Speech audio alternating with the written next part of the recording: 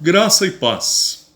O Evangelho segundo escreveu São Mateus, no capítulo de número 24 e verso de número 12, fala assim: Devido ao aumento da maldade, o amor de muitos esfriará.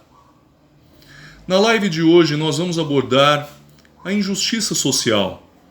Nós vamos abordar a desigualdade. Nós vamos abordar o esfriamento.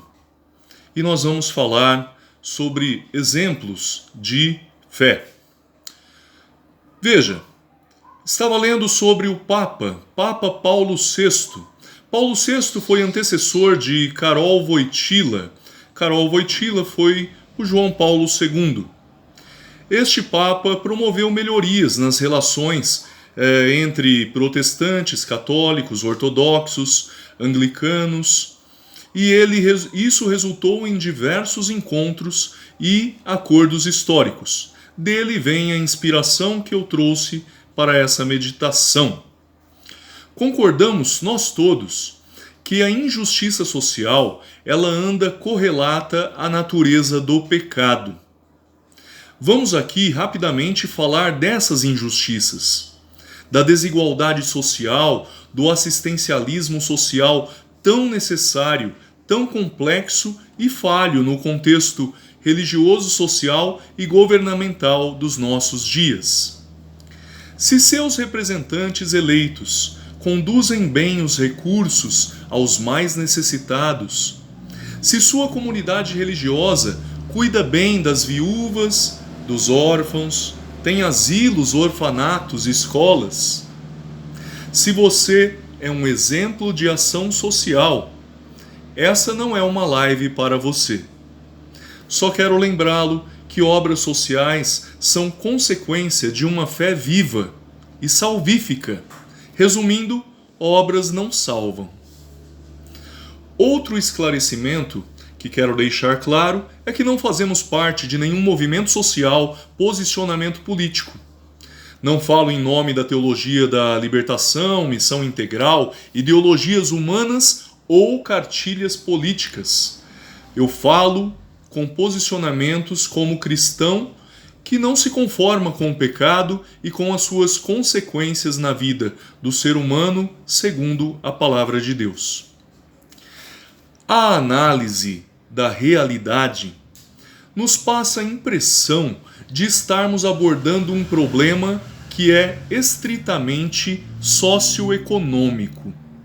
Na realidade, vai-se mais longe quando esse problema é visto em sua raiz de pecado. Um pecado de injustiça que se encarna nas estruturas da sociedade. Precisamente no magistério social, Paulo VI afirma que deve-se ter uma postura criteriosa, devido aos graves perigos que podem constituir para a fé a adoção de certos métodos de análise ou de ação, o influxo de ideologias e concepções ateias do homem e também da sociedade, ou pelo menos de filosofias que são essencialmente materialistas e entranham a busca exclusiva do interesse e do poder. De maneira prática, a prática cristã promove ações que afirmam o seu cerne social e desapegado à autopromoção e ao materialismo. Essa é a diferença. Então, como cristãos, como estamos inseridos e podemos fazer diferença em tantas ideologias que estrangulam os simples?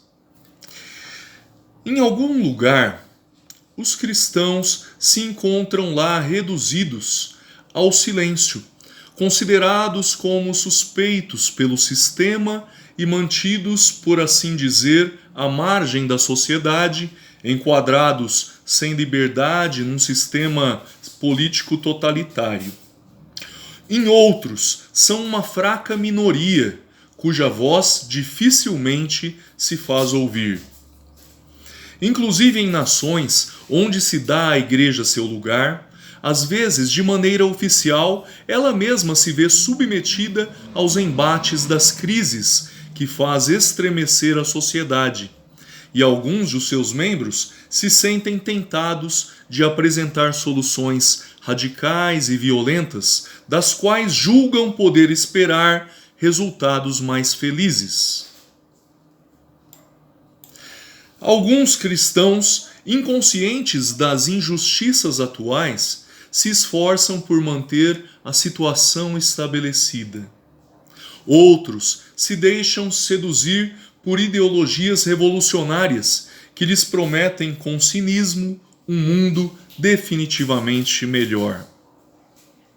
Ninguém pode negar a concentração da propriedade empresarial, rural e privada em poucas mãos, assim como a concentração do poder pelas tecnocracias que estão nas mãos de militares e governantes. Isso frustra as reclamações de quem quer participar e realmente viver num Estado democrático. Esse fato inegável se agravou. Aumentou a marginalização das grandes maiorias e a exploração dos pobres.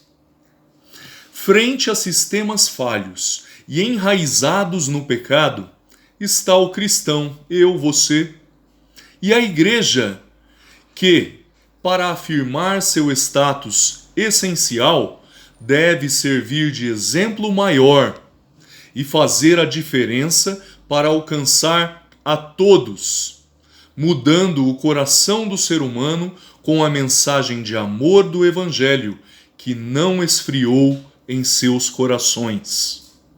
Para encerrar o meu pensamento, deixo minha oração. Que diminua a brecha entre o luxo desmedido e a indigência, no poder do nome de Jesus Cristo. Paz e até a próxima live.